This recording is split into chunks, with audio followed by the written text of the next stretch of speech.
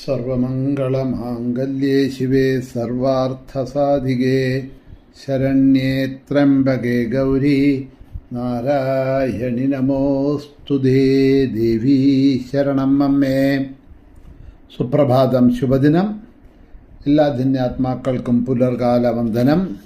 ശ്രീമദ് ദേവി ഭാഗവത നിത്യപാരായണ പരമ്പരയുടെ ഇന്നത്തെ യജ്ഞവേദിയിലേക്ക്, സത്സംഗത്തിലേക്ക് എല്ലാ ധന്യാത്മാക്കൾക്കും സുസ്വാഗതം.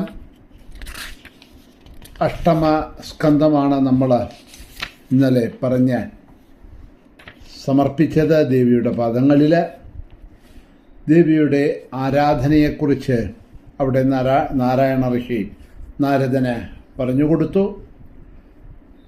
അധ്യായത്തിൻ്റെ അല്ലെങ്കിൽ സ്കന്ധത്തിൻ്റെ അവസാനത്തിൽ അവിടെ പറയുന്നു, ഇനി ഞാൻ നാമം, രൂപം, ഉൽപ്പത്തി എന്നിവയാൽ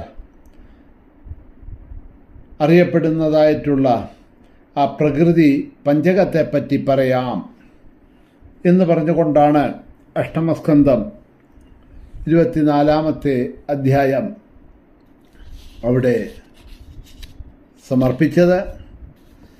അടുത്തതായിട്ട് നമ്മൾ നവമസ്കന്ധത്തിലേക്ക് പോകുന്നു. ശക്തിസ്വരൂപ വർണ്ണനമാണ് ഈ അധ്യായത്തിൽ നാരായണ ഋഷി പറയുന്നത്. നാരായണ ഋഷി ആ ശക്തിസ്വരൂപ വർണ്ണനത്തിനെ പറഞ്ഞുകൊണ്ട് തുടങ്ങുകയാണ്. ഗണേശ ജനനീ ദുർഗാ രാധാ ലക്ഷ്മി സരസ്വതി സാവിത്രീ ച സൃഷ്ടിവിധൗ പ്രകൃതി പഞ്ചധാ സ്മൃത. ഗണേശൻ്റെ മാതാവായ ജനനിയായ ദുർഗ, രാധ, ലക്ഷ്മി, സരസ്വതി, സാവിത്രി എന്നീ 5 ദേവീരൂപങ്ങളായിട്ടാണ് സൃഷ്ടികാലത്ത് മൂലപ്രകൃതിയുടെ സ്ഥിതി എന്നാണ് പറയപ്പെടുന്നത് എന്ന് പറഞ്ഞുകൊണ്ട് തുടങ്ങുമ്പോഴാണ് കേട്ട നാരദരെ സംശയം ചോദിക്കുന്നത്. നാരദ ഉവാച ആവിർബഭൂവസാകേന കാവാസാജ്ഞാനിനാം വരാ കിം വാ തല്ലക്ഷണം സാധോ ബഭൂവ പഞ്ചധാ കഥം. ചോദിക്കണു, ആ പ്രകൃതി എന്തിന് ഇങ്ങനെ ആവിർഭവിച്ചു? അതാരാണ്? എന്താണ് അതിൻ്റെ ലക്ഷണം? എന്തിന് ഇങ്ങനെ 5 രൂപങ്ങൾ കൈകൊണ്ടു? ഈ ദേവിമാരുടെ മുകളിൽ പറഞ്ഞ ഈ 5 ദുർഗ, രാധ, ലക്ഷ്മി, സരസ്വതി, സാവിത്രി, ഈ ദേവിമാരുടെ ചരിതവും പൂജാവിധികളും അത് നിമിത്തം നേടാവുന്നതായിട്ടുള്ള പ്രയോജനങ്ങളും ഓരോരുത്തരുടെ അവതാര വിവരങ്ങളും എനിക്ക് വിശദമായിട്ട് അറിഞ്ഞാൽ കൊള്ളാമെന്നുണ്ട്. അത് അവിടെ നിന്ന് പറഞ്ഞു തരണം എന്ന് ചോദിക്കണു നാരദരെ. ചോദ്യം കേട്ട നാരദന് നാരായണ ഋഷി ഉപദേശിക്കാൻ തുടങ്ങുകയാണ്. പ്രകൃതേർലക്ഷണം വത്സ കോ വാ വക്തും ക്ഷമോ ഭവേത് കിഞ്ചിൽ തഥാഭിവക്ഷ്യാമി യൽ ശ്രുതം ധർമ്മവക്ത്രത. ആദ്യം തന്നെ പറയണു, ഹേ നാരദ, പ്രകൃതിയുടെ ലക്ഷണം പറയാൻ കഴിവുള്ള ആരെങ്കിലും ഉണ്ടോ? ഇല്ല. എന്നാലും ധർമ്മൻ, അതായത് ധർമ്മരാജൻ നേരിട്ട് പറഞ്ഞു കേട്ടതിൽ ചിലതിനെ ഞാൻ അങ്ങയ്ക്ക് പറഞ്ഞു തരാം എന്ന് പറഞ്ഞുകൊണ്ടാണ് നാരായണ ഋഷി അത് പറയാൻ തുടങ്ങിയത്. പ്രകൃതിയിലെ എന്നതിന് പ്രകൃഷ്ടം എന്നും കൃതി എന്നതിന് സൃഷ്ടി എന്നും അർത്ഥം കൽപ്പിക്കാം. അതിനാൽ സൃഷ്ടികർമ്മത്തിൽ പ്രവീണയായ ദേവി എന്നാണ് പ്രകൃതി എന്ന ശബ്ദം കൊണ്ട് അർത്ഥമാക്കേണ്ടത്.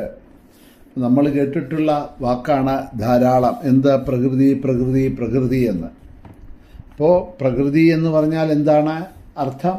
നമുക്ക് സാധാരണ നിലയിൽ ഈ കാണപ്പെടുന്നതൊക്കെ പ്രകൃതി തന്നെയല്ലേ എന്ന് നമ്മൾ അതിനർത്ഥം കൽപ്പിച്ചു വെച്ചിട്ടുണ്ട്, ധരിച്ചു വെച്ചിട്ടുണ്ടെങ്കിലും അതിൻ്റെ ശരിയായിട്ടുള്ള അർത്ഥം എന്ന് പറഞ്ഞാൽ പ്രകൃഷ്ടം, കൃതി എന്ന് പറഞ്ഞാൽ സൃഷ്ടി. അപ്പോൾ പ്രകൃതി ശബ്ദം കൊണ്ട് സൃഷ്ടികർമ്മത്തിൽ പ്രവീണയായ ദേവി. ഇവിടെ ദേവി ഭാഗവതമായതുകൊണ്ട് ദേവി എന്നാണ് അതിനെ അർത്ഥമാക്കേണ്ടത് എന്ന് പറയുന്നു. പ്രാശബ്ദത്തിന് സർവോത്തമമായ സത്വഗുണം എന്നും മധ്യമമായ കൃ ശബ്ദത്തിന് രജോ ഗുണം എന്നും തീ ശബ്ദത്തിന് തമോ ഗുണം എന്നും അർത്ഥം കൽപ്പിക്കുന്നുണ്ട് എന്ന് പറഞ്ഞു. അപ്പോൾ 3 അക്ഷരങ്ങളാണല്ലോ പ്രകൃതി എന്നുള്ളത്. അതിൽ ആ പ്രാ എന്നുള്ള അക്ഷരത്തിനെ സത്വം, കൃ എന്ന അക്ഷരം കൊണ്ട് രജോ ഗുണം, തീ എന്ന ശബ്ദത്തിന് തമോ ഗുണം, അങ്ങനെ ത്രിഗുണം. ത്രിഗുണാത്മസ്വരൂപായ സാജശക്തി സമന്വിത പ്രധാന സൃഷ്ടികരണേ പ്രകൃതിസ്തേന കഥ്യതേ. അതുകൊണ്ട് പ്രകൃതി ത്രിഗുണാത്മികയും ശക്തിസമ്പന്നയുമായി സൃഷ്ടികർമ്മം നിർവഹിക്കുന്ന പ്രധാനമാണെന്ന് പറയാം. എന്ന ശബ്ദത്തിന് പ്രഥമം, ആദ്യത്തേത് എന്നും കൃതി എന്ന ശബ്ദത്തിന് സൃഷ്ടി എന്നും അർത്ഥം കൽപ്പിക്കാം.